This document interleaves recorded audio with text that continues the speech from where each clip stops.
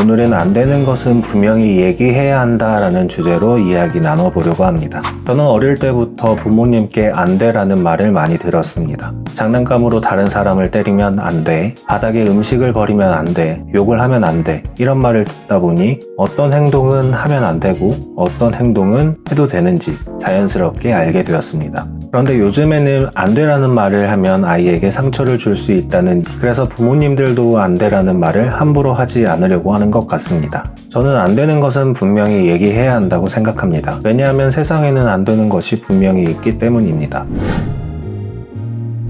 인생에는 안 되는 것이 있습니다. 예를 들어 남을 때리는 것은 안 되고 도둑질을 하는 것은 안 됩니다. 이런 것들은 사회 구성원으로서 지켜야 할 기본적인 규칙입니다. 만약 이런 규칙을 어기면 사회에서 정상적인 생활을 할 수 없습니다. 다른 사람들에게 피해를 주거나 처벌을 받게 될 수도 있습니다. 따라서 부모님은 어릴 때부터 아이들에게 안 되는 것은 안 되는 것이고 그 이유를 설명해 주어야 합니다. 그래야 아이가 사회에서 올바르게 살아갈 수 있습니다.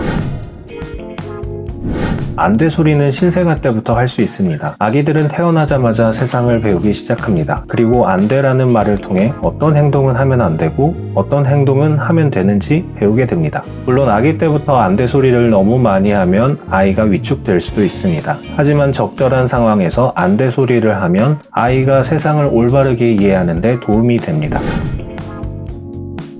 안 돼 라는 소리가 아이의 마음에 상처를 줄 수도 있다는 이야기도 있습니다. 하지만 부모가 아이를 믿고 존중한다면 안 돼 소리가 아이에게 상처를 주지는 않을 것입니다. 부모가 아이에게 안 돼 소리를 할 때는 다음과 같은 점을 주의해야 합니다. 아이의 행동에 대한 이유를 설명해 줘야 합니다. 그리고 아이의 감정을 존중해 주어야 합니다. 안 돼 소리를 남발하지 않아야 합니다. 부모가 이런 점을 지키면서 안 돼 소리를 한다면 아이는 안 돼 소리를 부모의 사랑과 관심으로 받아들일 것입니다. 안 되는 것은 분명히 얘기해야 한다는 것이 제 생각입니다. 적절한 상황에서 안 돼 소리를 하면 아이의 인성 발달에 도움이 될 것입니다. 오늘의 영상이 여러분에게 도움이 되었기를 바랍니다. 감사합니다.